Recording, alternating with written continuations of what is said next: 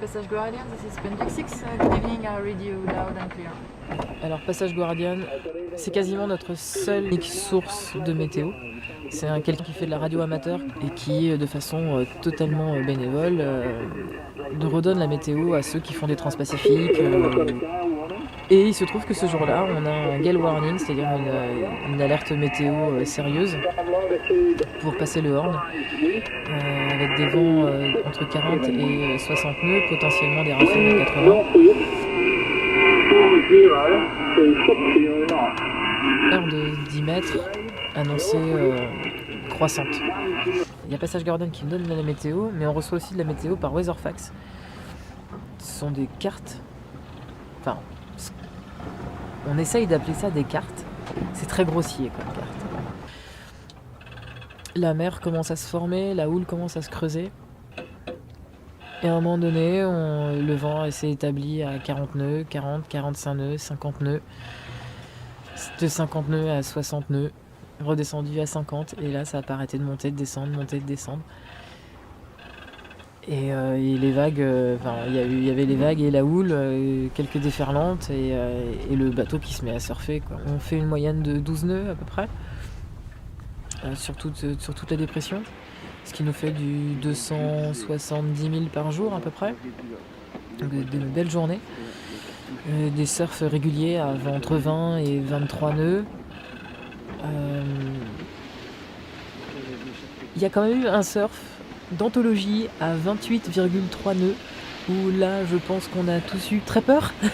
Je crois qu'on a tous eu très très peur. Et le bateau a complètement pris feu. Mais c'est vrai que la mer était très très grosse. Donc tout le jeu c'était de pouvoir garder le bateau dans l'axe. Et comme la mer n'était pas forcément très organisée, c'était souvent un gros chantier avec des vagues et de la houle qui venaient de bâbord ou de tribord et qui du coup pouvaient facilement prendre le cul du bateau et nous faire partir au lof en fait.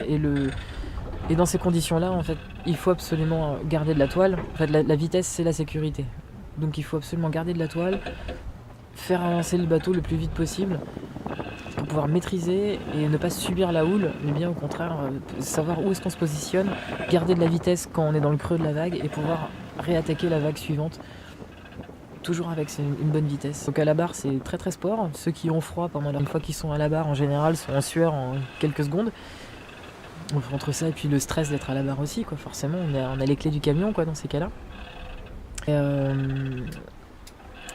Et ouais, c'est une vision. Il y a des moments où on se sent quand même un peu petit, hein, quand on est tout en haut de la vague et que du coup on est à 7-10 mètres de hauteur.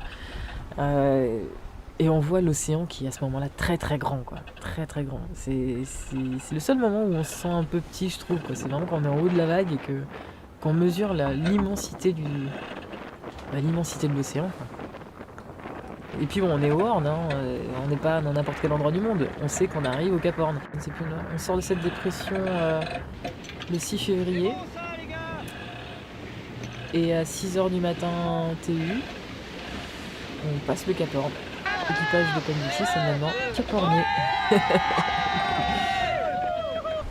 En fait, passer le Cap Horn, c'est pas si difficile que ça, parce que quand on arrive au Cap Horn, la mer est aplatie, il n'y a pas de vent. C'est avant d'aller au Cap Horn le problème. Le Cap Horn, c'est la récompense. Donc on passe le Cap Horn dans des super conditions, avec un lever de soleil incroyable. C'était le premier lever de soleil en Patagonie, quoi. Mais sublime. Pomme Translated Line, et ben ils sont toujours là. Donc ils passent le Cap Horn quelques heures après nous. Du Cap Horn, on commence donc notre montée de l'Atlantique vers Punta del Este. Et on est passé par un endroit qui s'appelle le détroit de Lemaire. Et ce qu'on fait passer à l'ouest des îles Falkland, anciennement appelées les Malouines. Et donc nos petits copains de Translated sont remontés aussi avec nous.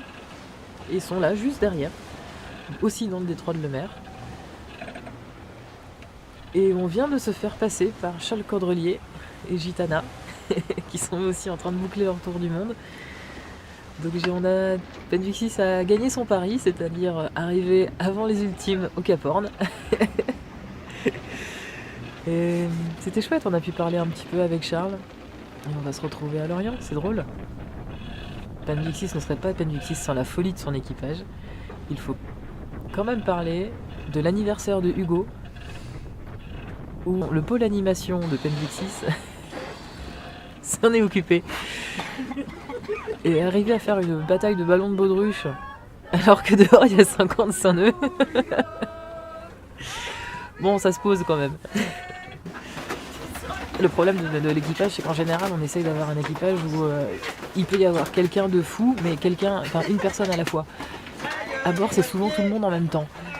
Et ça pose un problème. Tout le monde est sur les réglages, c'est cool.